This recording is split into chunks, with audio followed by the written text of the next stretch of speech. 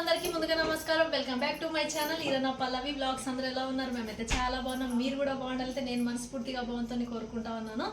ఇప్పుడైతే cooking video అయితే చేస్తా ఉన్నాను. నా స్టైల్లో సింపుల్గా ఎగ్ కర్రీ ఎలా చేయాలో చూపించేస్తాను, చూసేయండి. ఇప్పుడైతే నేను స్టవ్ మీద ఒక బండి పెట్టుకొని ఆయిల్ అయితే వేసుకున్నాను. ఆయిల్ ఆల్రెడీ హీట్ ఎక్కింది. గుడ్లు అయితే నేను ఆల్రెడీ ఉడకపెట్టేసుకొని కట్ చేసుకొని అయితే ఇలా పక్కన అయితే పెట్టేసుకున్నాను. ఇప్పుడైతే ఆయిల్ హీట్ ఎక్కేసింది కదా, ఇంకా దీంట్లోకి అయితే వేసేసి ఫ్రై చేసుకోవాలన్నమాట.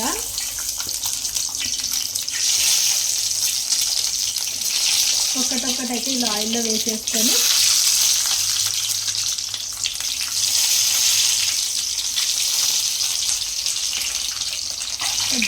కొంచెం ఉప్పు, కారం కూడా వేసుకోవాలి.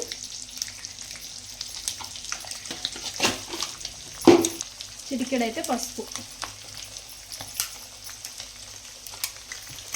ఇవన్నీ అయితే బాగా ఫ్రై చేసుకోవాలి.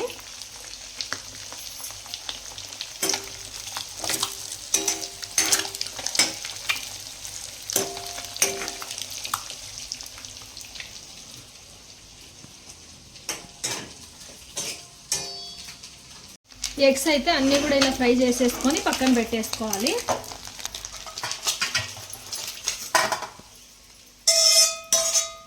ఇలా అయితే ఎగ్స్ లాగా ఫ్రై చేసుకున్నాను నేను. ఇంక ఇవైతే పక్కన పెట్టేసుకుంటా. ఇప్పుడైతే ఇంకా కర్రీకి మళ్ళీ ఒక బాండీలో అయితే మనం ఆయిల్ అయితే వేసుకుందాం. ఇలా 2 స్పూన్స్ అయితే నేను తీసుకున్నాను ఆయిల్. వేడైన ఫ్రెండ్స్, ఇంక నేనైతే ఉల్లిపాయలు చిన్నగా అయితే కట్ చేసుకున్నాను. కట్ చేసుకొని ఇంకా ఉల్లిపాయలు అయితే దీంట్లోకి వేసేసుకుంటా ఉన్నాను. ఇవైతే కొంచెం ఫ్రై అవ్వాలన్నమాట. ఇప్పుడైతే మసాలా మిక్సీకి అయితే పట్టేసుకున్నాం మనం. ఉల్లిపాయలు వేగేలోపు ఇప్పుడైతే నేను మసాలా అయితే మిక్సీకి వేసేసుకుంటున్నాను. ఇక్కడైతే నేను 2 టమాటోలు అయితే తీసుకున్నాను. నేనైతే పచ్చిమిర్చి వేసుకోవాలి, అలాగే అల్లం ముక్కలు వేసుకోవాలి, వెల్లుల్లి, కొద్దిగా కొత్తిమీర. మీతో ఉంటే కనుక పుదీనా కూడా వేసుకోవచ్చు. నాకైతే ఇప్పుడు పుదీనా ఇంట్లో అయితే లేదు కాబట్టి నేను వేసుకోవడం లేదు. పుదీనా వేసుకుంటే కూడా టేస్ట్ చాలా బాగుంటుంది. ఇంకా కొద్దిగా పెరుగు కూడా వేసుకోవాలి కొంచెం.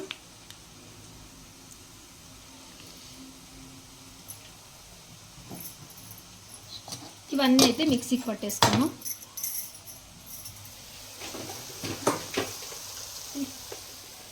దీంట్లోకి తగినంత అయితే కారం తీసుకోవాలి. ఉల్లిపాయలు అయితే వేగిపోయాయి ఫ్రెండ్స్. ఇప్పుడైతే నేను మిక్సీకి పట్టుకున్న పేస్ట్ అయితే దీంట్లో వేసేస్తూ ఉన్నాను.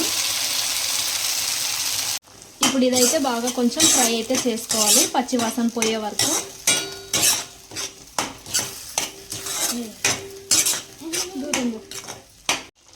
తగినంత అయితే ఉప్పు వేసుకోవాలి, అలాగే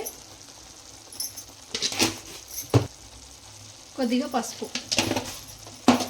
ఇవన్నీ వేసుకొని మంచిగా అయితే కలుపుకొని పచ్చివాసన పోయేదాకా కొంచెం అయితే ఫ్రై చేసుకోవాలి. కొద్దిగా అయితే గరం మసాలా వేసుకోవాలి.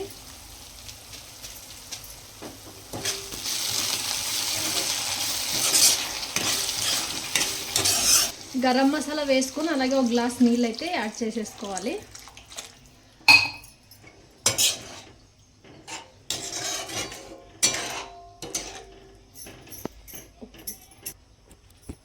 నీళ్ళు అయితే వేసుకున్నాక ఇంకా మనమైతే ఫ్రై చేసి పెట్టుకున్న ఎగ్స్ అయితే ఇందులో వేసేసుకోవాలి.